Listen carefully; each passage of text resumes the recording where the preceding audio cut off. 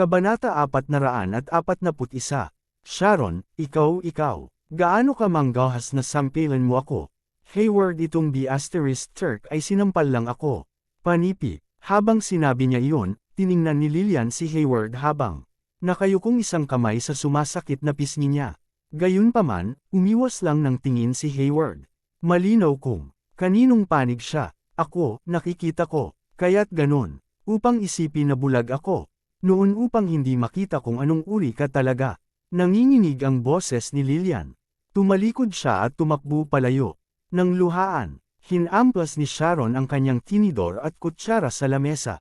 Wala, siya sa mood upang masiyahan sa kanyang pagkain pagkatapos ng gulo. Maya-maya pa, pareho silang umalis sa restoran. Nakakalungkot na makita ang dalawang matalik na kaibigan na nakikipaglaban tulad ng mga kaaway ngayon. Naisip ni Gerald sa sarili, mula sa kung ano ang naglaro bago sa kanya, maaaring makuha ni Gerald ang kabuluhan ng nangyari sa tatlo. Tila sina Lillian at Sharon ay kapwa nagkakaroon ng higit na paninindigan kay Hayward dahil sa mga pag-aari na niya. Ngayon, sa nakaraan noong si Hayward ay mahirap pa rin, hindi nila siya gaganapin ng mabuti kahit na palagi siyang nanatili sa kanilang panig. Ito ay isang ganap na naiibang kwento ngayon. Mula pa noong pagmamay-ari niya ang ilang mga pag-aari at nakakuha ng ilang magagaling na koneksyon, siya ay mahalagang naging isang mayaman at guwapong tao sa kanila. Ano pa, sa kapwa Lillian at Sharon, ang karanasan na nakuha niya. Habang nakuha ang mga pag-aari at koneksyon ay dapat na gumawa rin sa kanya ng mas solemn at may sapat na gulang. Tiyak na naiintindihan ni Gerald ang kanilang sitwasyon.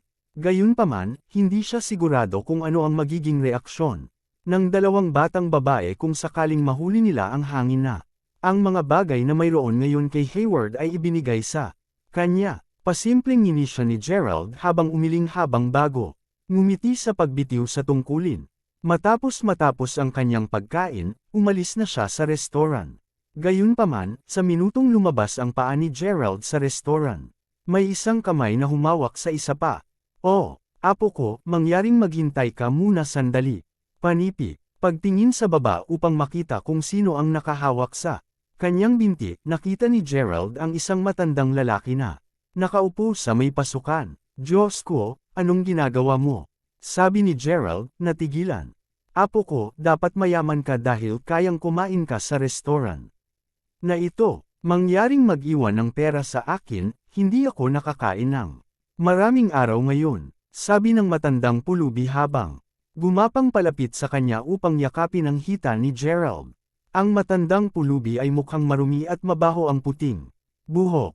Hindi niya bibitawan ang binti ni Gerald hanggat hindi siya nakakakuha ng pera. Naiintindihan ito, napabuntong hininga lamang si Gerald nang umabot sa kanyang pitaka at inabot ang $100 na bayarin sa pulubi. Sa kanyang isipan, ang matandang pulubi ay nagtutuya ng matagumpay. Tama akong pinili ang batang ito, siya ay maruming mayaman. Agad na itinapon ng pulubi ang pera sa kanyang maruming bulsa sa harap ngunit hindi niya ito binitawan. Tapos ka na ba? Tanong ni Gerald, nagalit ang tono nito. Apo ko, kailangan ko rin ng tulong sa iba pa, maaari mo ba akong ipadala sa isang klinika? Ang aking binti ay nasugatan at kailangan ko itong pagalingin. Panipi. D***, you old beggar. Dahil lang sa pagtanda mo sa tingin mo, ay maaari mo akong blackmail. Panipi. Galit si Gerald ngunit hindi rin nakakibo. Anong matandang pulubi? Nagkaproblema lang ako. Hindi ako pulubi. Sagot ng lalaki. Noon, maraming tao ang nagsisimulang palibutan ang dalawa.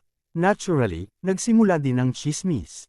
Bumantong hininga si Gerald, iniisip kung gaano siya kaswert. Ang matandang lalaki ay tinawag pa rin siya bilang kanyang apo sa lahat ng oras na ito. Sa huli, dinala siya ni Gerald sa klinika sa kalsada, natalo. Ang manggagamot ng gamot na inchik doon ay ginagamot ang binti ng matanda ng walang oras. Habang binabayaran ni Gerald ang $100 na singil, mapait lang ang tingin niya sa matandang lalaki. Gayunpaman, sa masusing pagsisiyasat ay nakita niya na mayroong tato sa dibdib ng matanda.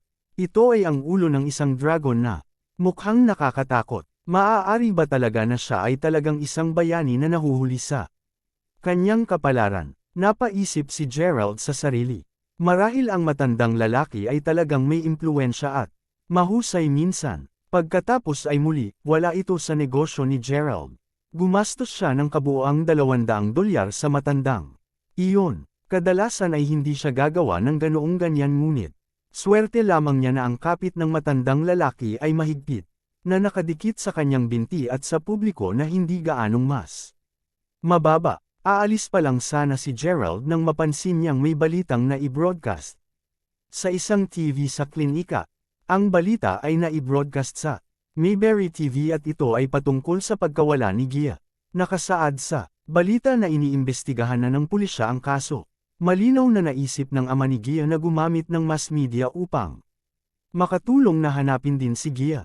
Pagkakita ng balita, nagsimulang muling sisihin ang sarili ni Gerald. Mayroong ilang higit pang mga pasyente sa waiting room. Naghihintay para sa kanilang oras upang matugunan ang nagsasanay ng gamot sa Chino. Bumantong hininga ang isa sa kanila. Napakagandang batang babae. Inaasahan kong ligtas siya. Ang mundo ay napuno ng lahat ng mga uri ng kontrabida at baluktot na mga tao sa kasalukuyan. Panipi, alam ko diba, kailangang malaman ng mga batang babae kung paano protektahan ang kanilang sarili kapag nasa labas sila at tungkol sa, sabi ng isa pang pasyente.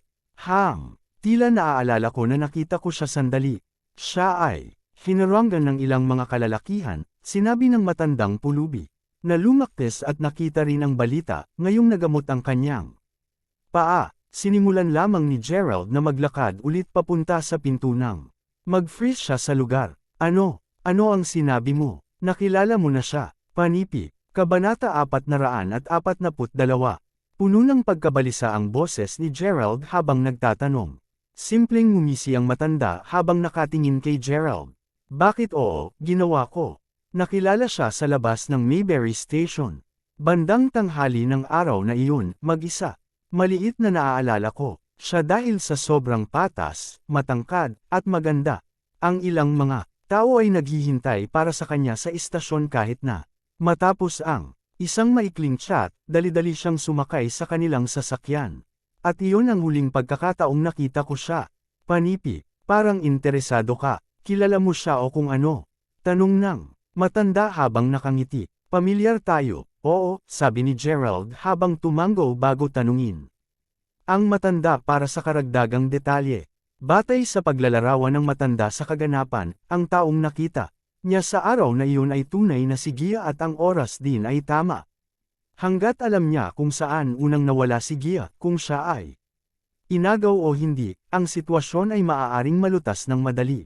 Aalis na sana siya, kinakabahan ang braso sa braso. Ano pang gusto mo? Tanong ni Gerald. Apo ko, napakabait mong tao. Maaari ko bang pakialam ang iyong pangalan? Gerald Crawford. Dahil binigyan niya si Gerald ng napakahalagang pahiwatig, wala nang dahilan si Gerald na huwag sabihin sa kanya ang kanyang pangalan. Ang iyong apelyido ay Crawford, sasabihin mo. Maaari ba akong tumingin sa iyong dibdib? Ang tinig ng matanda ay biglang naging halo ng pagkabalisa at pagkasabik. Bago pa man makapag-reply si Gerald ay kinukuha na ng matanda ang kanyang kwelyo. Naturally, sinubukan ni Gerald na labanan ngunit ang matanda ay may iba pa. Kahit na nagmukha siyang mahina, kung kailangan niya malakas ang matanda upang matiyak na hindi na mag-alaw ni Gerald ang braso niya. Sa sandaling nakuha ang kwelyo ni Gerald, medyo kumunat ang noo ng matanda. Gaano katindi? Ito ay hindi dito, sabi ng matanda habang pinakakawalan si Gerald. Baliw ang matandang napaisip si Gerald sa sarili habang marahang kinuskos ang palso. Habang ang matanda ay nasa gulong-gulat pa rin, si Gerald ay gumawa ng dash para sa exit at hindi lumingon. Matapos ang pagtakbo ng medyo malayo sa klinika, tinawag ni Gerald sina Drake, Kyson, at Tammy. Sinabi niya sa kanila ang tungkol sa kanyang nalaman. Alam niya na ang parehong Drake at Tyson ay makakakuha sa ilalim nang ito sa lalong madaling panahon. Sa pag-iisip tungkol sa kaso, naramdaman ni Gerald na ang pagdukot ay nagsasangkot ng maraming pandaraya at panlilinlang. Gayunpaman, ang kanyang prioridad ay palaging kaligtasan ni Gia. Nakakagulat naman na mga kaganapan. Ang isiping alam ng matandang iyon ang tungkol kay Gia. Isang laking pagkakataon. Gayunpaman, hindi oras upang pag-isipan ito ngayon. Makalipas ang 1 oras nang makipag-ugnay muli kay Drake at Tyson kay Gerald, tulad ng inaasahan sa mga sanay na kalalakihan. Natagpuan nila ang kanilang susunod na pinuno. Maliwanag na sinungaling si Gia na dahil dito ay humantong sa kanya na inagawan. Mula sa mahihinuhan nila, siya ay nakakulong sa isang bahay sa isang marangyang kapitbahayan sa loob ng halos 2 araw ngayon. Matapos ang ilang pagsasaliksik, nalaman na ang isang mag-aaral na nagngangalang Jacob ang sanhi ng lahat ng kaguluhan na ito. Si Jacob ay may utang sa mga gangsters sa Mayberry ng isang malaking halaga, kaya ginagamit nila ngayon si Gia upang bayaran siya. *6. Sumpa ni Gerald sa kanyang isipan. Agad na inutusan sina Drake at Tyson na ihanda ang kanilang mga kalalakihan upang may save si Gia. Gayunpaman, bilang mga profesional na sila, kapwa sila ay nasa kapitbahayan na kasama ang kanilang mga kalalakihan.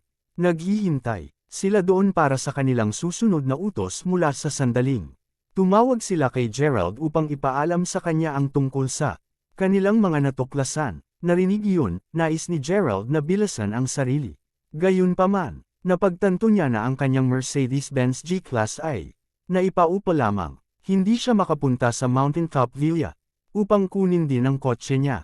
Sa kabutihang palad, ang kalapit na lugar ay hindi masyadong malayo kaya kumuha siya ng ofo bike at agad na sumugod doon.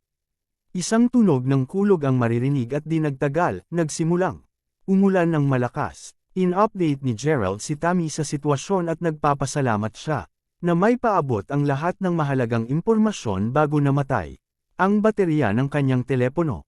Sumusumpa sa ilalim ng kanyang hininga, nagpatuloy siya sa pagbibisikleta sa pagbuhos ng ulan.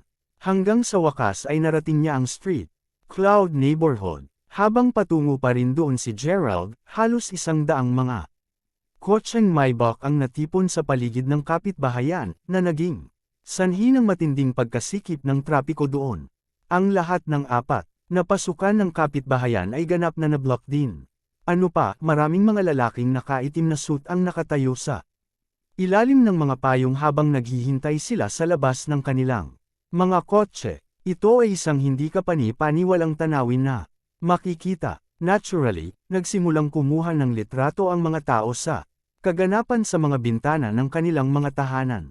Tiyak na may isang malaking nangyayari. Walang mga pahiwatig kung ano ang nangyayari o kung sino ang na-offend kung sino. Sa madaling salita, ang buong sitwasyon ay kapwa nakalilito at nakakagulat sa mga clueless na naninirahan doon.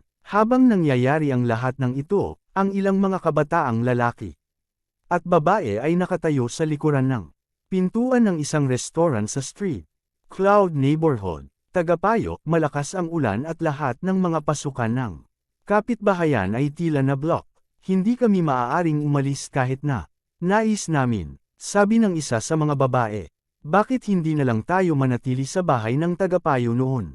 Dahil lumipat lang siya sa bago dito, sabi ng lalaki habang nilinaw ang lalamunan. Pinag-uusapan ng tungkol sa kanyang bahay kung ang tagapayo ay hindi nagtanong sa amin na tulungan siyang lumipat sa kanyang bagong bahay. Madali naming napalampas ang eksenang nangyayari. Sa labas, lahat sila ng mga kotseng Maybach. Panipi, mas maaga, nagulat ang mga mag-aaral nang makita na hindi lamang ito isang regular na kasekaipan dahil lahat ng mga kotse na sanhi nito ay mga kotse sa Maybach. Tagapayo, tumingin doon. Hindi ba pamilyar ang lalaking iyon sa ofo bike? Sinabi ng isa pang batang babae na tinuro ang isang tao na nagbibisiklete ng isang ofo na bisikleta sa kapitbahayan. Kabanata 443. Hoy, si Gerald yun di ba? Sinabi ng isang lalaki na kinilala ang pagbibisikleta sa ulan. Sa tingin ko tama ka. O Diyos, nagbibisiklete siya sa napakalakas na ulan, at parang nagmamadali rin siya. Panipi, narinig kong nanalo siya ng kotse o kung ano man ngunit lumalabas na siya ay shabby tulad ng dati. Oo, To think na hinahangaan ko siya sa sandaling malaman ko na nanalo siya ng isang loterya. Panipi, ang pangkat ng mga kababaihan doon ay nagsimulang talakayin si Gerald. Ang 10 sa mga nakatayo sa may pintuan ay kanyang mga kaklase. Ang tagapayo, tulad ng hulaan ng karamihan sa ngayon, ay walang iba kundi si Cassandra. Nagkataon na lumipat ulit si Cassandra ng bagong bahay ngayon. Hindi na niya kailangan tumira sa faculty apartment. Dahil ang Street Cloud neighborhood ay isang marangyang kapitbahayan, ang bahay ay nagkakahalaga ng humigit kumulang na $100,000. Si Cassandra ay nagtatrabaho bilang isang lektor sa universidad. Nang matagal na oras, nagtayo pa siya ng sarili niyang online shop. Nagtatrabaho bilang isang online na nagbebenta. Sa tulong ng pagtataguyod ng Felicity ng kanyang tindahan at mga produkto, hindi nakapagtataka na si Cassandra ay kumita ng napakaraming pera. Sa ganitong uri ng pera, makakaya niyang bumili ng sarili niya ng bagong bahay na may 3 silid tulugan, isang sala, at isang kusina. Dahil kailangan niyang ilipat ang kanyang mga gamit sa kanyang bagong bahay, humingi siya ng tulong sa mga mag-aaral sa Mayberry University. Sa sandaling na kumpleto ang paglipat, tinatrato niya silang lahat sa isang pagkain sa isang lokal na restoran na ipinaliwanag kung bakit. Lahat sila ay nagkakampihan malapit sa pintuan ng restoran. Nakita ulit si Gerald pagkalipas ng ilang oras, naramdaman ni Cassandra na tumalo ng puso niya. Katulad niya si Felicity dahil pareho silang nagkagusto sa ordinaryong tao. Alam na si Gerald ay maaaring ang tunay na ordinaryong tao, pakiramdam niya ay sensitibo tuwing may mga bagay tungkol kay Gerald na lumalabas. Bumabalik kay Gerald dahil malakas ang ulan, hindi lang siya nakakabilib ng sapat kahit gaano pa siya kahirap sumubok. Sa sandaling iyon, 3 kotse ang sumugod sa kanya ng sunod-sunod. Lahat silang umaandar patungo sa pasukan ng Street Cloud neighborhood. Sa sandaling ang huling sasakyan ay nagpreno, sumugod sina Felicity, Yvonne, at ilang iba pa. Sa kanilang mga kamay ang kanilang mga telepono kasama ang iba pang mga live na kagamitan. Sa pag-broadcast, in-update ni Gerald si Tammy tungkol sa nalaman niya kanina bago namatay ang kanyang telepono. Dapat sinabi niya sa iba ang tungkol dito. Sa oras na makarating si Gerald sa bahay, nakita niya ang mga magulang ni Tammy at Gia na sinusubukan na daanan ang ilang mga bodyguard na nakatayo sa bantay. Padain ako, hayaan akong makita ang aking anak na babae.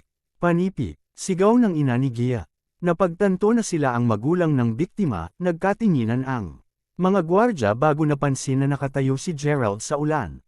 Sumenyas siya na papasukin sila at agad nilang pinapasok ang natitirang mga tao doon. Mabilis na tumakbo ang isang gwardya kay Gerald bago may binulong sa kanyang tainga. Mahina ang pakiramdam ng mga binti ni Gerald na sa wakas ay nakahinga siya ng maluwag.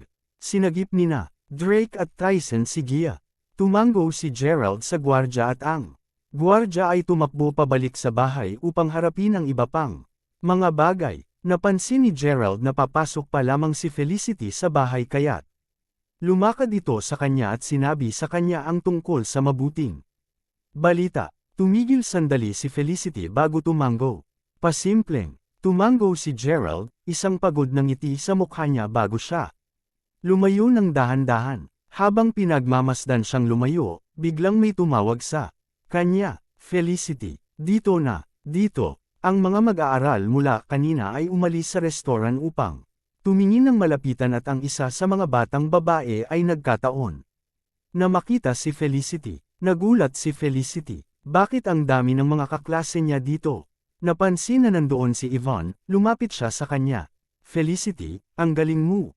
Hindi nila pinapayagan ng sino man na pumasok ngunit binibigyan ka ng access na pumasok kasama ang iyong tauhan. Ano nga ba ang nangyayari doon?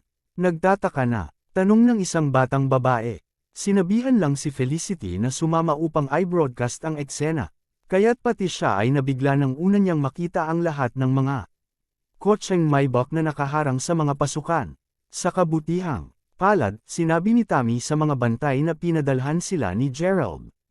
Kaya pinayagan silang makapasok sa kapitbahayan. Isang batang babae ang inagaw. Nakatanggap kami ng balita. Tungkol dito kaya't nagsugod kami dito nang hindi alam kung gaano kalaki ang sukat ng misyon sa pagsadya. Ako ay gulat na gulat sa inyong lahat na makita ang maraming mga taong kasangkot. Panipi, sino ang babae? Kung titingnan kung ano ang reaksyon ng kanyang mga magulang hindi sila mukhang pinuno ng grupong ito. Tanong ng isa pang batang babae. Na-curious din si Cassandra kaya napatingin siya kay Felicity. Paimpol na umiling si Felicity. Hindi rin ako sigurado. Si Gerald ang nagsabi sa amin ng kinalalagyan ng dalaga sa una pa.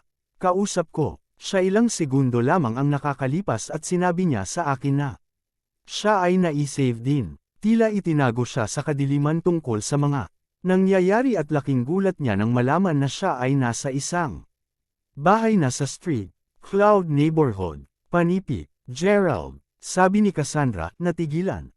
Oo, ang babaeng pinag-uusapan ay kaibigan niya.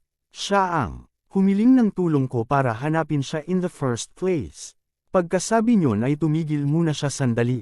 Parehong nagkatinginan sina Felicity at Cassandra, gulat na nakalarawan sa kanilang mga mata. Sa labas ng asol, may tumawa. Lahat, tingnan mo. Nabasa si Gerald. Mula ulo hanggang paa. May na-late sa party. Panipi, tingnan mo siya. Nakakaawa. Hoy, Yuna, hindi mo ba sinabi na gusto mo siya kanina? Bakit hindi ka magtapat sa kanya ngayon? Panipi, that, tanga lang ang magtapat sa kanya. Habang patuloy ang pagtawa sa kanya ng mga estudyante, isang sigaw ang narinig. Ginoo, Crawford, Panipi, maraming tanod na may hawak na mga itim na payong ang biglang sumigaw ng magkasabay. Napakalakas at malinaw ng sigaw na maririnig ito ng buong kapitbahayan. Dalawang tanod pagkatapos ay agad na sumugod papunta kay Gerald upang masilungan siya sa ulan.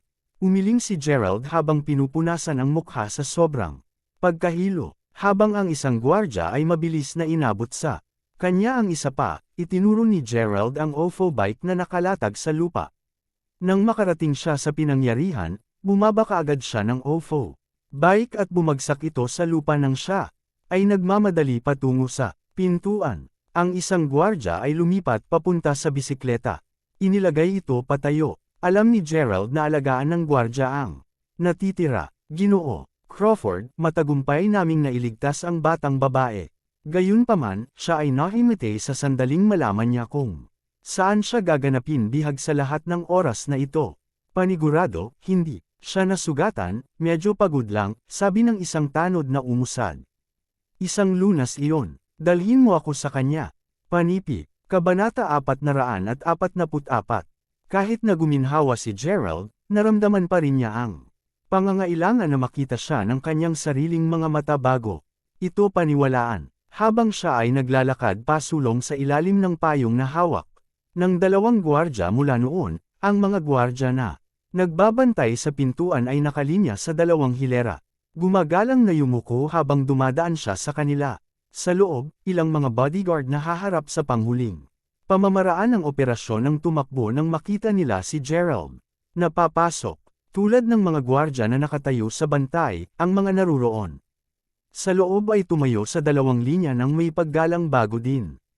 Yumuko, Ginoo, Crawford, sigaw nila ng sabay. Si Tammy, ang mga magulang ni Gia, at ilang iba pa ay naruroon sa silid ng mangyari ang eksenang iyon at gulat silang lahat ng tumingin kay Gerald. Ginoo, Crawford, Panipi, Gerald, siya iyon si G. Crawford. Si Tammy at ang iba pang mga batang babae na dinala niya lahat ay nanginginig sa takot. Alam na nila ngayon kung sino ang kanyang totoong pagkatao.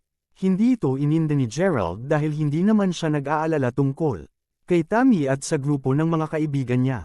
Gayunpaman, nang may marinig siyang bumagsak, tumalikod siya at nanigas. Hindi sinasadyang nahulog ni Felicity ang isa sa mga kagamitan sa pag-broadcast na hawak niya. Sa likuran niya, sinusubukan ni Cassandra at ng ilan pa na pisilin ang mga naguguluhan na gwardya na hindi sigurado kung papapasok sila sa bahay. Bakit nandito sila? Bagaman mahirap ang sitwasyon, sumenyas siya sa mga gwardya. Napayagan silang pumasok. Lahat ng kanyang mga kamag-aral ay labis na namangha dito. Bumantong hininga si Gerald. Maaari silang maghintay. Ang mas Mahalaga ngayon ay suriin kung ligtas si Gia. Ginoo, Crawford, nandito ka, sabi ni Michael na nakakita kay Gerald habang palabas ng isa sa mga silid. Kinumpirma namin ito, ang mayamang gangster na tagapagmana ng Mayberry, si Kevin Sanford, ang pinuno ng operasyon at si Jacob. Ang kanilang target, pinakulong nila si Miss Quarrington upang mabayaran ni Jacob ang inutang niya sa mga Sanford. Binigyan siya ng 3 araw at kung nabigo siyang ibalik ang pera noon, sinabi. Nabibigyan nila siya, sinabi ni Michael habang aydain detalye kung ano ang natutunan mula sa kanyang pagsisiyasat. Dahil sinubukan ni Kevin na pigilan ang mas maaga, itinapon siya nina Drake at Tyson sa gusali. Wala nang malay si Kevin. Si Zack, sa kabilang banda, ay nagpatuloy na i-pressure ang Sanfords. Hanggang sa tuluyan na silang bumigay. Iyon ang pangunahing buod ng buong sitwasyon. Dinala si Gerald sa silid kung saan kasalukuyang nandoon si Gia. Ayaw niyang mag-abala tungkol kina Tammy, Cassandra, Felicity, o sa iba pa na nalilito pa rin.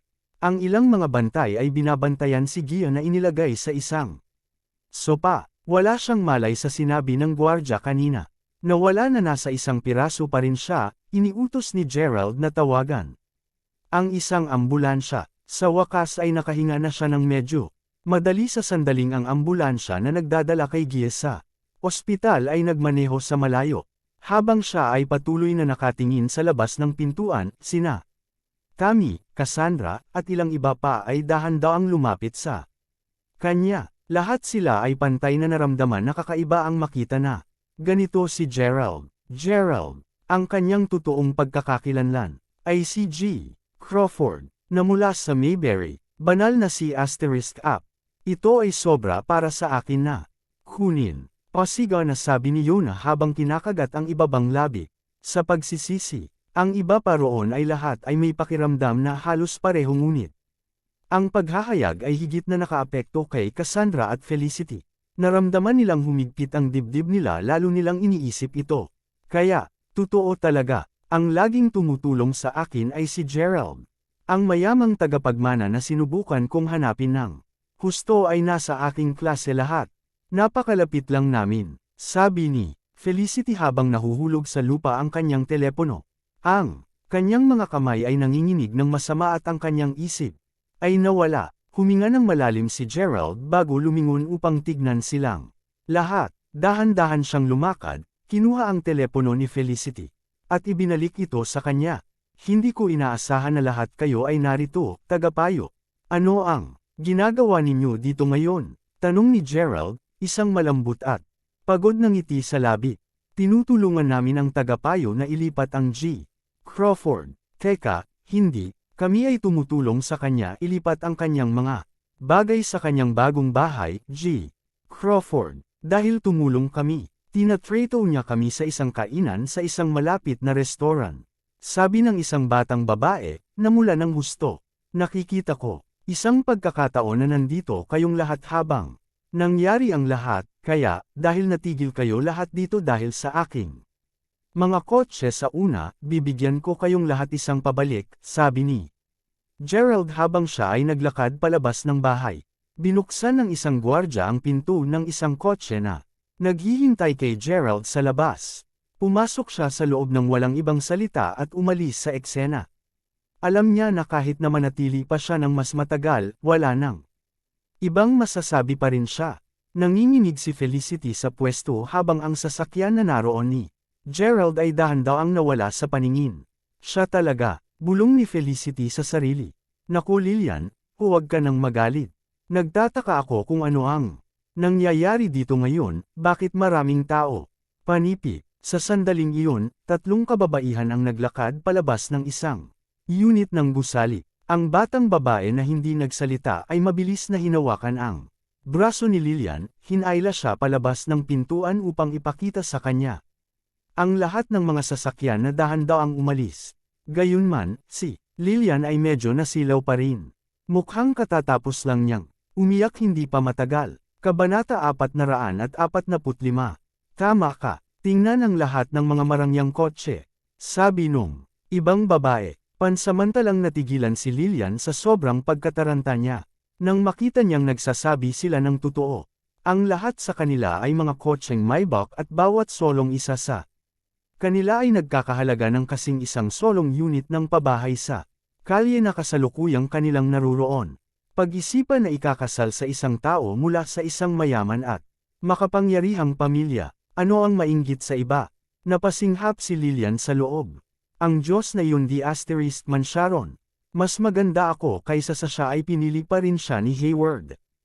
Ang B*Turk na yan. Kudlit. Ang magaling lang kay Sharon ay nagpapanggap. Narito si Lillian sapagkat siya ay umarkila ng bahay sa tabi ng kanyang dalawa pang mga kasamahan na babae doon. Ang pagtingin sa lahat ng mga kotseng Maybach ay muling pinatubo. Ang paninibugho ni Lillian kay Sharon at siya ay nag-fume. Hindi nagtagal, ang lahat ng mga sasakyan ay umalis at ang lahat ay bumalik sa normal. Tungkol kay Jacob, natural, dinala siya ng pulisya. Kinabukasan mismo, agad na nagtungo si Gerald sa ospital. Pagkagising niya upang bisitahin si Gia. Salamat sa pagligtas mo sa akin, Gerald. Ay ang mga unang salita na sinabi niya sa sandaling nakita siya na pumapasok sa kanyang ward. Matapos siyang magkaroon ng malay, sinabi sa kanya ng kanyang mga magulang kung ano ang nangyari noong isang araw. Kasalanan kung hindi inalagaan ka muna. Natutuwa lang ako na ligtas ka, sabi ni Gerald, isang pagod na ngiti sa labi. Nagtataka ako, iniligtas mo rin ba ang aking ina?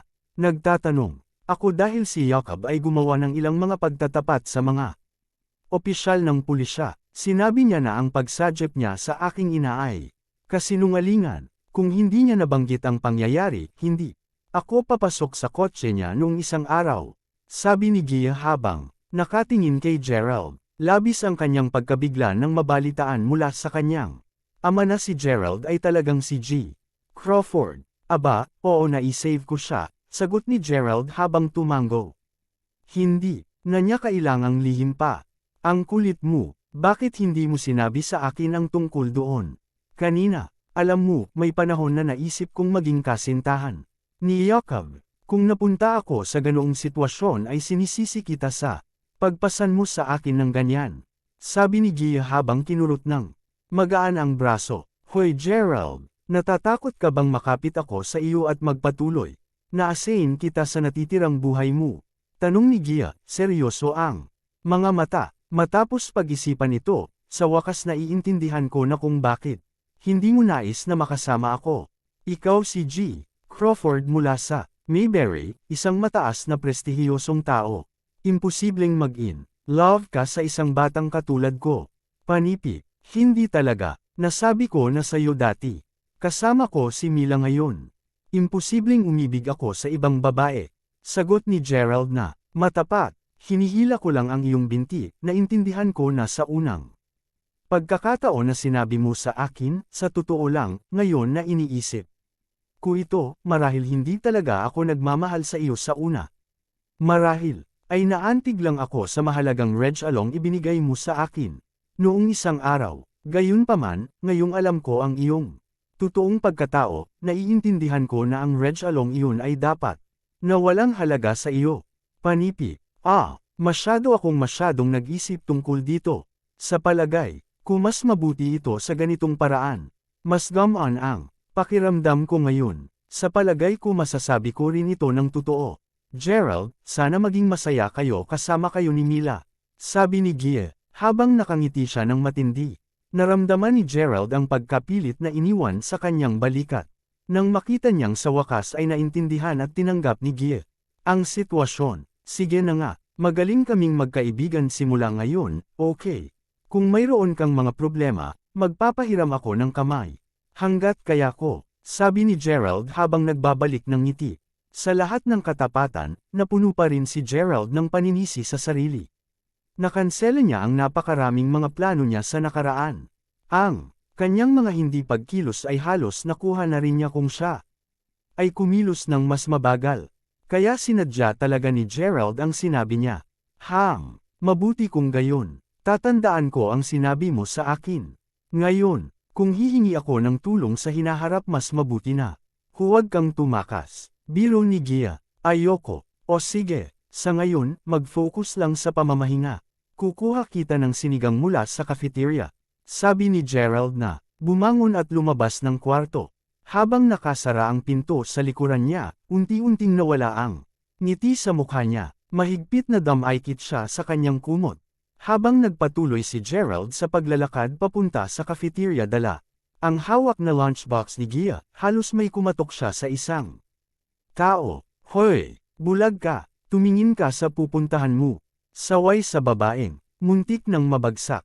Sinusuportahan siya ng isang batang babae, na nakahawak din sa kanyang bote ng IV. Paumanhin, hindi ako, Lillian. Gerald, anong ginagawa mo dito? Nagtatakang tanong ni Lillian. Kinagabihan, sinamahan siya ng mga kasambahay ni Lillian habang mayroon siyang IV. Dumanas siya ng matinding pagkabigla at tuluyan na rin siyang nalunod dahil sa malakas na ulan sa pag-uwi niya. Kahit na nagpakita siya ng mga sintomas ng pagkakaroon ng isang mataas na lagnat, hindi nila magawa ang tungkol dito kagabi dahil sa lahat ng mga kotseng sumiksik sa kanilang kapitbahayan. Naisip pa ni Lillian na mawawala ang lagnat sa pagdating ng umaga. Kabanata 446. Sa kasamaang palad, lumala lang ang kanyang kalagayan nang gisingin siya ng mga kasama sa silid. Ang mga kasama niya sa kwarto ay agad na isinugod sa ospital. Ngayon na tumulo na siya, sa wakas nagsisimula na rin siyang makaramdam ng kaunting pakiramdam. Hindi inaasahan, nabunggaw niya si Gerald dito. Kaya, na-ospital ang aking kaibigan dito. Kukuha na ako ng lugaw. Sa kanya ngayon, sabi ni Gerald habang nakangiti. Gerald, oh, ito ba ang Gerald mula sa iyong klase na patuloy na tumatakbo para sa mayamang tagapagmana? Sabi ng isa sa mga batang babae habang tinitignan si Gerald na may paghamak. Kuila, ano ang pinagsasabi mo? Nahihiyang sabi ni Lillian. Ano, hindi ba ito ang lalaki? Tingnan mo, nagpapatakbo pa siya ng isang gawain para sa isang mayamang tagapagmana ngayon. Sinabi niya na kumukuha siya ng sinigang para sa isang tao, tandaan mo. Panipi, ngini siya ni Kuila. Ang mukha ni Lillian ay kahalili sa pagitan ng pamumula ng pula at pamumutla, hindi sigurado kung aling emosyon ang dapat niyang pakiramdam muna. Si Kuila ay laging ganito. Diretso siyang naging ganito basta alam siya ni Lillian. Sa totoo lang, mas walang puso si Kuila kumpara sa kanya.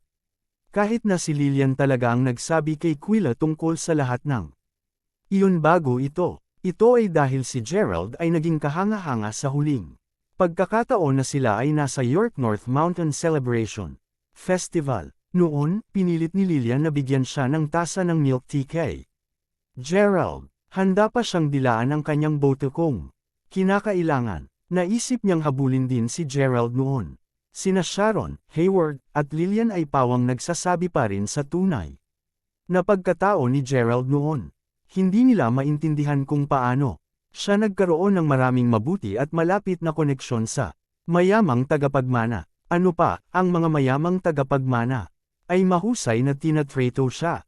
Sa huli, tiningnan ni Hayward ang bagay at kalaunan nalaman na si Gerald ay hindi gaanong kahanga-hanga tulad ng una nilang naisip. Sa totoo lang, ngayon pa lang siya nagpapatakbo ng isang gawain at may inaalagaan pa siya sa kanilang tahanan sa ngalan nila. Walang problema sina Lillian at Sharon na maniwala sa mga sinabi ni Hayward. Gayunman, kapwa nila naisip na dapat nilang tretuhin ng mas mabuti si Gerald sa hinaharap. Pagkatapos ng lahat, napakalapit siya sa isang bilang ng mga bata at mayamang tagapagmana. Kung iisipin, tiyak na dahil ito sa iniisip ni Lillian at sa kanyang pagganap sa panahon ng York North Mountain Celebration Festival, na naramdaman ni Hayward na hindi siya mabuti sa halip na pumili kay Sharon. Ang B*Turk na iyon ay masyadong nabigla upang mag-react sa araw na iyon. Napaisip si Lillian sa sarili, medyo nag-fume.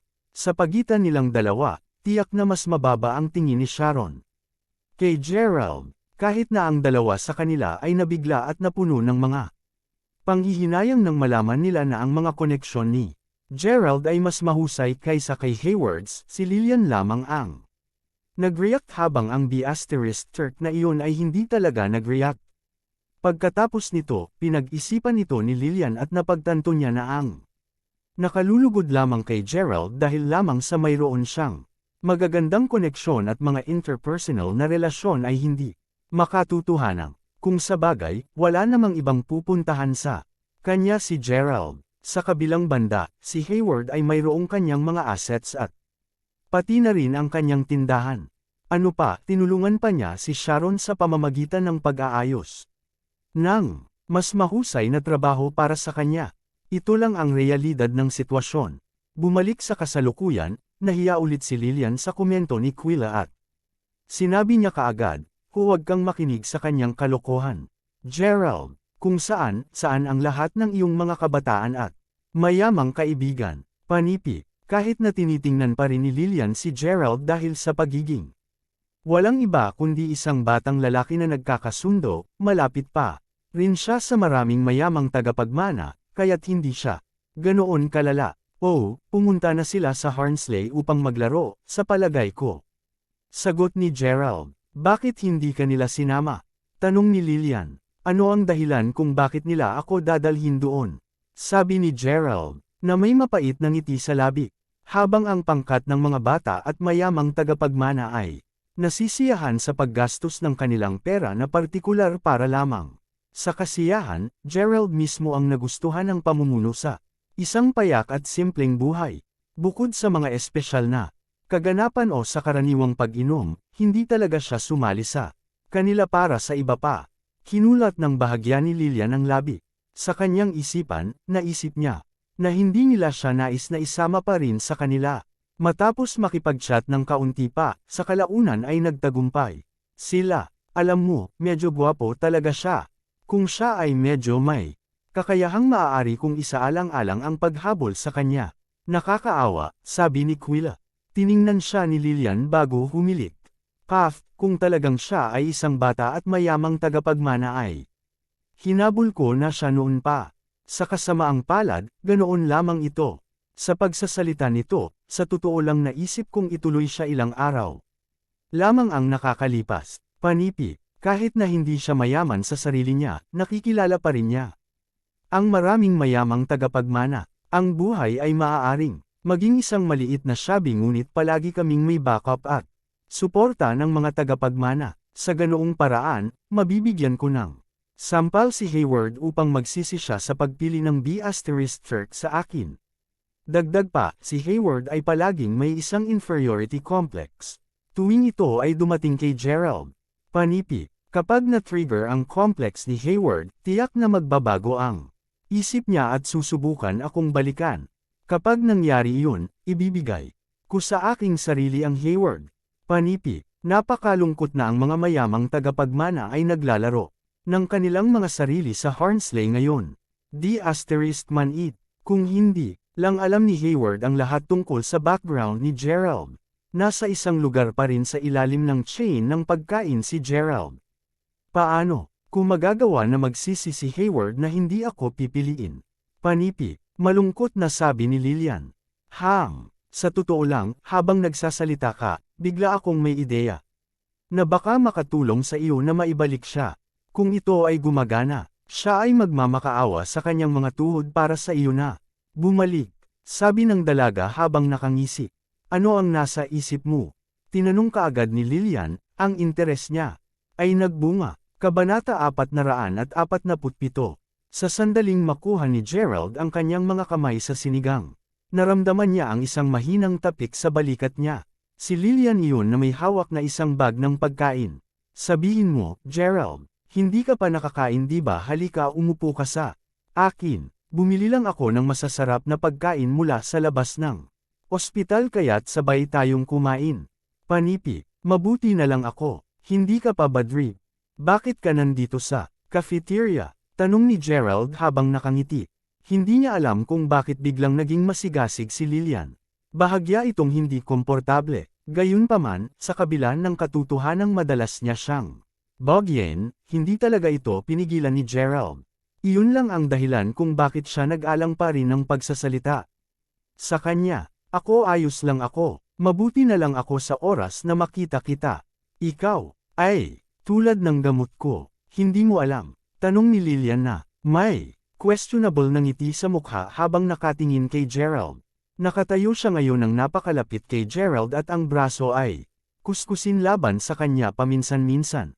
Nararamdaman ni Gerald ang goosebumps sa buong katawan niya. Sa totoo lang, si Lillian ay may perpektong figure ng katawan at mukhang napakaganda. Ito ay sapagkat siya ay dating alagad ng sining at siya rin ang kapitan ng Latin dance team din.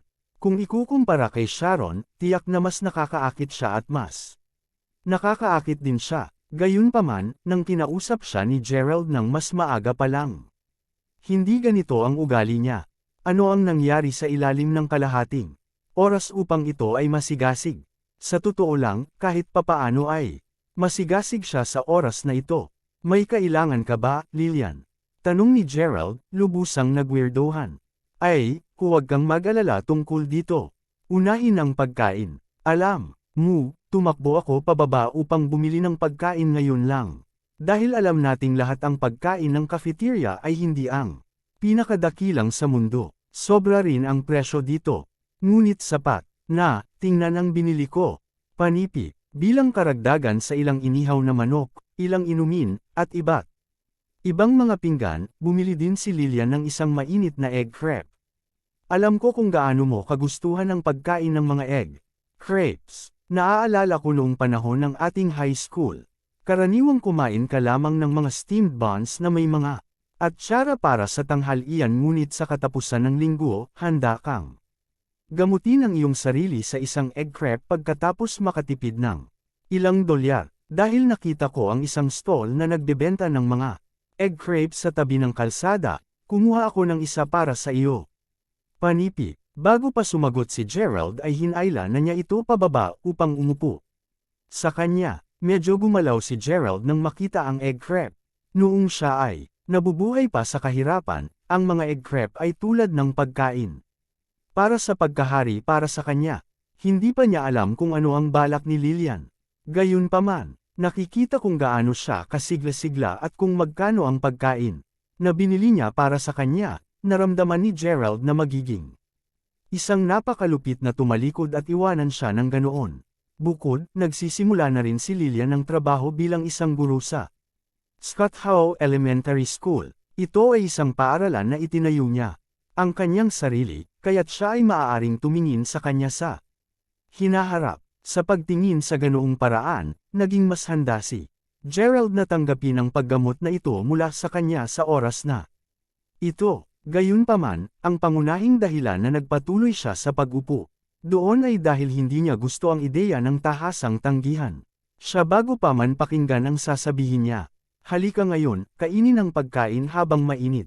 Bakit hindi mo muna ibaba ang lugaw? May sasabihin ako sa iyo kapag tapos ka nang kumain, sabi ni Lillian habang itinutulak ang pagkain kay Gerald. Matapos gawin ito, itinakip niya ang mga kamay sa mukha habang nakatingin kay Gerald na nakangiti. Nagsimulang kumain si Gerald at maya-maya, tinanong niya, "So, anong problema? Maaari mo nang sabihin sa akin." Panipi, hindi mapigilan ni Gerald na sana ay may pagbabago talaga ng puso. Si Lillian, kung ganoon ang kaso, tiyak na magiging mas handa si Gerald na tulungan siya dahil magkaklase sila noon. Well, hehe, gusto kong magpanggap kang boyfriend sa isang araw. Bukas na lang. Kung tumulong ka, lagi kong maaalala ang iyong mabait na gawa. Panipi. Ano? Laking gulat ni Gerald na halos mailuwa niya ang egg crepe sa kanyang bibig. Muli sa pagpapanggap na kasintahan ng isang tao. Hindi ito ang kauna-unahang pagkakataon ni Gerald na gawin iyon. At alam niyang hindi rin ito ang huli niya. Sakto na dahil doon na hindi niya sinasadyang mabigyan ng maling ideya ang ilang mga batang babae nang inaasar niya sila habang nagpapanggap na kasintahan. Dahil ang lahat ay para lamang sa pagpapakita, imposible para sa kanya na talagang maging malapit sa tao pa rin. Kaya bakit pa siya magkunwaring boyfriend nila? Sigurado si Gerald na sigurado sa bagay na ito. Ito ay dahil natakot talaga si Gerald na sa paglaon, may isang tao na lumapit sa kanya upang humingi ng tulong para sa isang pekeng kasal din. Magbubukas iyon ng isang ganap na naiibang lata ng bulate. Anong kinakatakutan mo? Ito ay para lamang sa isang araw. At kakailanganin mo lamang akong tulungan na magpakita ng isang palabas. Pakiusap, tanong ni Lillian habang inilagay ang kamay sa ibabaw ng marahan ni Gerald. Taos-puso siyang nagmamakaawa para sa kanyang tulong. Kabanata 448. Maging matapat sa akin. Dahil ba kay Hayward, hindi kailangang maging isang rocket scientist si Gerald upang malaman ito. Siya ay napabuntong hininga. Hindi ka gagamot ng mabuti ng mga tao nang walang dahilan. Alam ito ni Gerald bilang isang katotohanan dahil walang mga bagay tulad ng mga libreng tanghalian sa mundong ito. Bingo! Kailangan ko lang na kumilos ka ng konti para medyo mapoko ko siya. Kung kukunin niya ang cane, siguradong magbabago siya ng kanyang isip kaagad. Si Hayward ay isang napaka-petty at narcissistic na tao kaya tiyak na hindi niya matatanggap na lalabas ako sa isang taong mas kapansin-pansin kaysa sa kanya. Sagot ni Lillian na may ngiti sa labi. Bumantong hininga si Gerald habang sumagot, kung gayon sa halip. Napukawin siya, sa palagay ko magtatapos lang siya sa pagtawa sa iyo kung susundin natin ang planong ito. Wala ako kahit saan. Malapit sa pagiging kapansin-pansin niya, ang kanyang pamilya ay nagkakaroon ng York North Mountain at may shop pa siya dun. Mas magaling siya sa akin. Nagsisinungaling kay Gerald na natural na huminga. Siyempre alam ko iyon, kaya tinukoy ko ang salitang kumilos. May sasabihin ako sa iyo ng isang bagay, Gerald, alam mo bang? Palaging naging sensitibo si Hayward tuwing ito ay dumating sa iyo.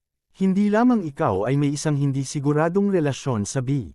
Turk ibig kong sabihin Sharon sa nakaraan, ngunit inilagay mo rin siya sa mga mahihirap at mahirap na sitwasyon sa loob ng ilang beses ngayon. Kung binago mo ang iyong pagkakakilanlan at lumitaw sa harap niya, tiyak na makakaramdam siya ng paninibugho. Dahil dito, dahil magkukunwari akong magiging kadate mo, tiyak na magsisisi siya sa hindi mo ako pinili sa una.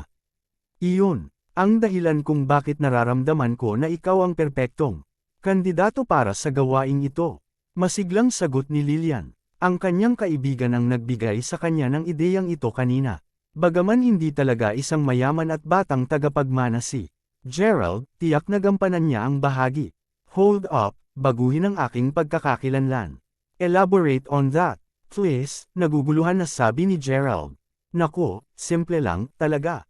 Ang kailangan mo lang gawin ay magpanggap na ikaw ay naging maruming mayaman sa pamamagitan ng pagwawagi sa loterya. Sa pagsasabi nito, sa isang paraan, magiging mayaman ka pa kaysa kay Hayward. Maaari kang magmaneho. Nagrenta ako ng isang mamahaling kotse para sa iyo, upang makatulong na mapanatili ang ilusyon. Hanggat handa kang kumilos alinsunod sa plano namin ng kaibigan ko, siguradong mabibigyan ko si Hayward ng mahigpit na sampal sa mukha bukas. Panipi, magkakautang ako sa iyo kung tutulungan mo ako, Gerald.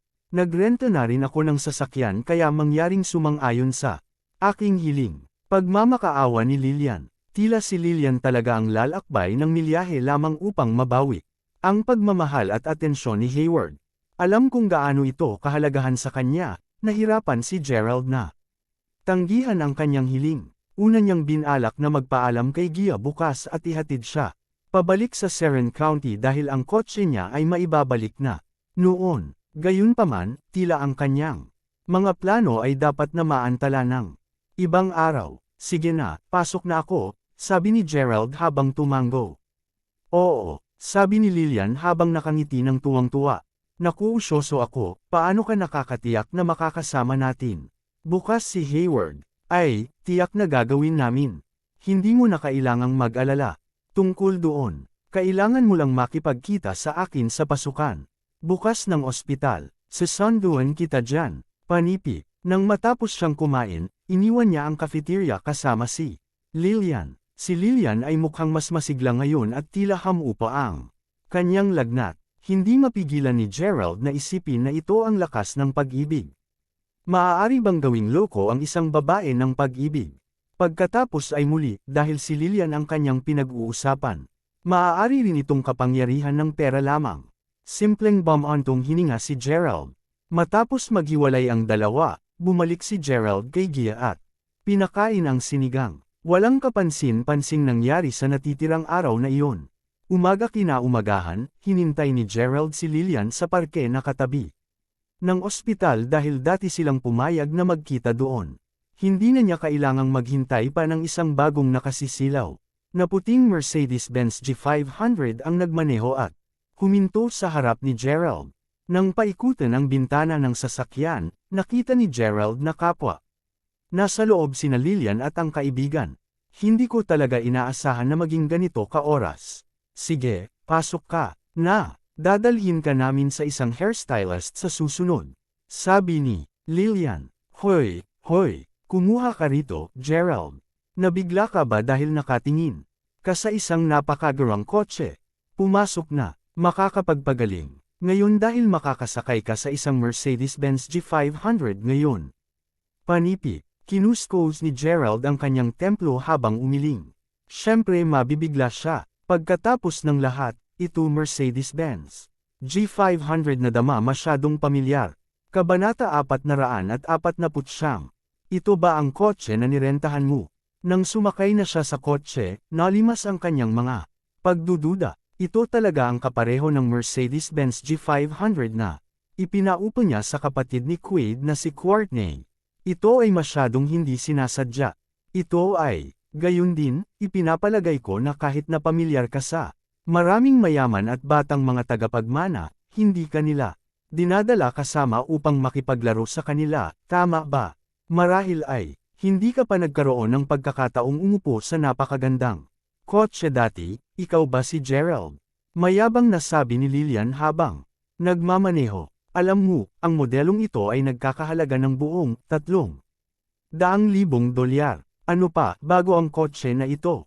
Nagbayad kami ni Lillian ng $15,000 bawat isa para sa deposito. Upang rentahan lamang ito, ang aming mga pag-save ng account ay baog ngayon. Mayabang na sinabi ng kaibigan ni Lillian sa ilang kadahilanan. Pagkatapos ay kinuha niya ang kanyang cellphone at nagsimulang mag-record ng ilang mga video. Lillian, bakit hindi mo buksan ang sunroof? Gusto kong ilabas ang aking ulo at kumuha ng ilang larawan.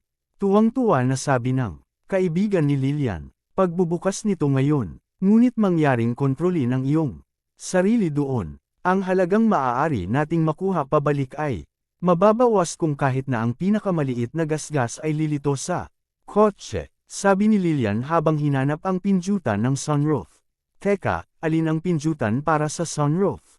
Mukhang gagana ang parehong paraan. Hindi ko maintindihan, sabi ni Lillian, naguguluhan. Ito ay natural para sa kanya na malito sa kung paano nagpatakbo ang kotse dahil ito ang kanyang unang pagkakataon sa loob nito. Pagkatapos ng lahat, nakaupo si Gerald sa likuran ng sasakyan at hindi niya maiwasang makaramdam ng kaunting hindi komportable habang pinapanood niya si Lillian na pinindot ang lahat ng mga pindutan na mahahanap niya. Hindi nagtagal bago siya sumuko at sinabi sa kanya kung aling pindutan ang nagbukas ng sunroof. Sinubukan ito ni Lillian at lumabas na tama siya. Aba, tingnan kita. Hindi ko inaasahan na ikaw ay may kakayahang ito. Mukhang alam na alam mo ang kotseng ito. Sabi ni Lillian. O diba, dati nagustuhan mo ang mga kotse noong high school di ba? Mukhang pinapanatili mo pa rin ang iyong mga interes mula noon. Panipi. Pasimpleng tumanggo si Gerald na may malaswang ngiti sa labi. Sa bukas na ngayon ng sunroof, ang kaibigan ni Lillian ay lumabas ng kanyang ulo upang kumuha ng ilang mga larawan. Hindi masyadong nagtagal, lahat silang tatlo ay nakarating sa isang hairstylist at binigyan si Gerald ng isang cool na bagong hitsura. Pagkatapos ay binigyan nila si Gerald ng isang suit, isang puting shirt, at isang pares ng sapatos na katad na isusuot. Hindi mapigilan ni Lillian at ng kanyang kaibigan na pakiramdam ni Gerald ay medyo gwapo pagkatapos dumaan sa makeover na iyon.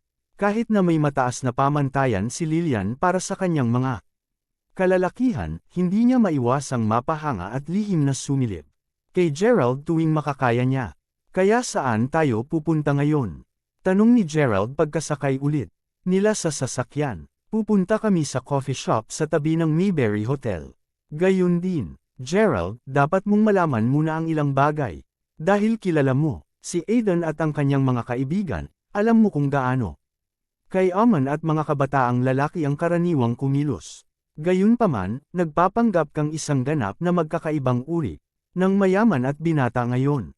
Dahil nagwagi ka sa loto, kailangan mong magpakita ng isang mas masuwin at mayabang na pag-uugali upang makamit ni Hayward ang pain. Iyon ang karaniwang kaisipan ng Nouveau Riche. Nakukuha mo ba ang sinasabi ko? Sagot ni Lillian, nakita ko. Kailangan ko bang kumilos ng ganoon dahil lang sa yumaman ako? Tanong ni Gerald, isang mapait na ngiti sa labi. Hindi mapigilan ni Gerald na may isip sa sarili. Kung siya talaga ay naging sobrang yaman sa magdamag, bakit susubukan pa rin ni Lillian na habulin si Hayward?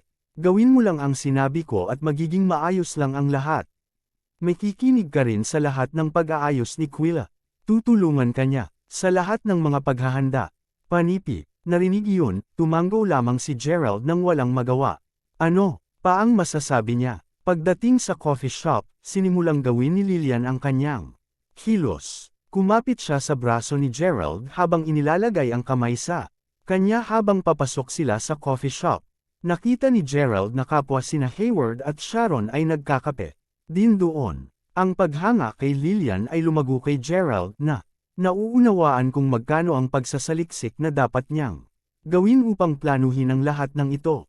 Kapwa sila kumilos tulad ng isang tunay na mag-asawa habang naglalakad sila patungo sa isang mesa sa tabi ni Hayward at Sharon bago umupo. Hindi nagtagal bago tumingin si Sharon sa tabi at nakita ang dalawa. Sa tabi nila, natigilan siya saglit. Maaari ko bang kunin ang iyong order? Magalang na tanong ng isang waiter matapos siyang maglakad. Nakikita kung paano formal ang hitsura at pagbihis ni Gerald at Lillian. Ang waiter ay maingat na maging nasa kanyang pinakamahusay at pinakamagalang na pag-uugali. Bigyan mo kami ng pinakamahal mong kape. Panipi, Kabanata 450. Tulad ng itinuro sa kanya ni Lillian, si Gerald ay kumikilos ngayon ng impresyon ng isang taong Nouveau Riche. Nakaupo pa rin siya na nakakrus ang mga paa. Ang aming pinakamahal na kape. Sir, ang pinakamahal namin ay nagkakahalaga ng $45 bawat isa, sagot ng waiter, na medyo nagulat. E di sige, walang masyadong mahal para sa akin. 2 tasa ng kape na iyon at siguraduhin na ang paggawa ng mga ito perpekto. Panipi, kaagad, Ginoo, sabi ng waiter bago yumuko at tumakbo. Natagpuan ito ni Lillian na parehong nakakausisa at nakakatawa. Nang makita niya si Gerald na umaakto ng labis habang nagpapalabas ng kanyang kayamanan, niyugyug pa niya ang relo niya paminsan-minsan upang makita ito ng iba. Sa totoo lang, hindi inaasahan ni Lillian na si Gerald ay maaaring maging ganito ka-cool. Noon, napansin na ni Hayward sina Gerald at Lillian na nakaupo sa tabi nila. Naging maasim ang kanyang mukha sa oras na marinig niya ang pag-order ni Gerald ng 2 tasa ng kape na nagkakahalaga ng $45 bawat isa. Ano pa, hindi ba si Lillian ay medyo masyadong intimate kay Gerald? Talagang hindi komportable ang pakiramdam ni Hayward. Dati ay malapit siya sa kanya araw-araw pagkatapos nito. Sa totoo lang, nasisiyahan din siya sa patuloy na pagnanakaw sa kanya noon. Nang mapili niya si Sharon kaysa sa kanya, alam niyang mamahalin pa rin siya ni Lillian, pagiging kasing walang kabuluhan niya. Gayunpaman, ngayong siya ay nakikipagtalik sa ibang lalaki. Pakiramdam niya ay labis na nasisiyahan. Hindi niya inaasahan na si Lillian ay mabilis na magpatuloy. At isiping pinili niya si Gerald. Ang taong palagi niyang naramdaman na sensitibo at mapagkompetensya. Isang fuse ang pumutok sa isip ni Hayward habang hinihimas ang kanyang mga kamay sa mesa ng kape. Bakit ka nagpapanggap na mayaman? Sa palagay mo ba hindi ko alam ang tungkol sa iyong background? Itigil ang pagiging bongga. Malamig na sabi ni Hayward. Tumingin si Sharon kina Gerald at Lillian bago subukang pakalmin si Hayward. Speaking of which, Gerald, nakabili ka lang ng bagong kotse, di ba? Saan tayo magiging masaya sa paglaon? Maaari ba kaming pumunta sa Mayberry Commercial Street? Nakita ko ang isang palda na talagang nagustuhan ko doon, kaya maaari ba kaming pumunta doon mamaya upang bilhin ito? Nagkakahalaga lamang ito ng $450. Mangyaring Natuwa si Lillian habang marahang iniyugyug ang braso ni Gerald. 450 dolyar. Pulubi ka ba? Magsuot ka lamang ng mga damit na nagkakahalaga ng hindi bababa sa 1,000 dolyar. Kung hindi man, huwag mo nang abalahin ang pagsabi sa akin tungkol dito. May kahihiyan ka, sagot ni Gerald habang maingat niyang tinulak ang mga kamay niya palayo sa braso niya. Talagang hindi inaasahan ni Lillian na ang cool na ito ni Nouveau Rich Gerald. Pasimpleng inilagay niya ang isang cute at walang magawang mukha. Bago tumanggo nang masunurin ng marinig ang mga salita nito. Manalo ka, nagpapakita kapag ikaw lang ang namamahala sa pagpapatakbo ng mga gawain para sa iba. Panipi, lalong nag-aalala si Hayward ng segundo nang makita niya si Lillian, na sobrang sunod kay Gerald matapos siyang sawayin. Ang kanyang pagseselos ay umabot sa bagong taas. Di asterisk man ito. Ano ang meron kay Gerald na wala? Paano maaaring maging mas mahusay kaysa sa kanya sa anumang paraan si Gerald? Relax, Hayward. Ang ilang mga tao ay nais lamang magpakitang gilas. Nagpanggap lang sila kaya hindi mo na kailangang abalahin. Kahit ang pagtingin sa kanila, sinabi ni Sharon habang idinagdag. Ang kanyang 2 sentimo sa pag-uusap. Ay tama, may isang panahon kung kailan talaga naisip namin na ikaw ay isang ordinaryong batang lalaki lamang para sa mga mayayaman. Masaya akong sabihin na mali kami tungkol doon. Habang tinutulungan mo sila dapat na nakuha mo rin ang ilan sa kanilang swerte. Hahaha, hindi ko talaga inaasahan na manalo ka ng gayong pera mula sa loto. Panipi, nang makita na naiipit niya si Hayward sa kanyang bitag, nagsimula siyang magsalita ng higit na humanga kay Gerald habang nakahawak siya sa kanyang kamay. Ano, nanalong anong loterya? Panipi, ang kanyang mga salita ay nakuha ang pansin ni Hayward. Gerald, magkano ang panalo mo? Tanong ni Sharon habang nakatitig kay Gerald. Imposible para kay Gerald na makakuha ng isang batang tulad ni Lillian na makukulit sa kanya tulad nito kung nanalo lamang siya ng 50,000 dolyar. Ano pa, gumugugol din si Gerald ng napakahusay ngayon. Ang figure ay kinakailangan upang maging napakalawak. Natakot talaga si Sharon na daig pa ni Gerald si Hayward. Kung nangyari yun, malamang na siya ang higit na nagsisisi rito. Alam ito, lumagulang ang kanyang pagkabalisa at kaba habang hinihintay niya ang sagutin ni Gerald. Ay, napalad lang ako. Hindi ko akalain na mananalo ako ng napakaraming pera tulad nito, tungkol sa halagang napanalunan ko. Tuldok tuldok tuldok. Basta, sabihin na lang natin na hindi maginhawa para sa akin na ibunyag sa iyo ang gayong impormasyon, sabi ni Gerald habang kinindatan niya si Lillian na may ngiti sa labi. Sa sandaling iyon, inabot ni Gerald ang kanyang bulsa upang ilabas ang kanyang cellphone. Bilang isang resulta, ang kanyang susi ng kotse aksidenteng nahulog sa lupa. Nang tumingin sina Hayward at Sharon, nanlaki ang kanilang mga mata sa gulat. Iyon ang susi ng kotse ng isang Mercedes-Benz G500. Hanggang dito na lang ang ating kwento. Huwag kalimutan mag-like, share and follow for more story ng Ang Lihim na Mayaman.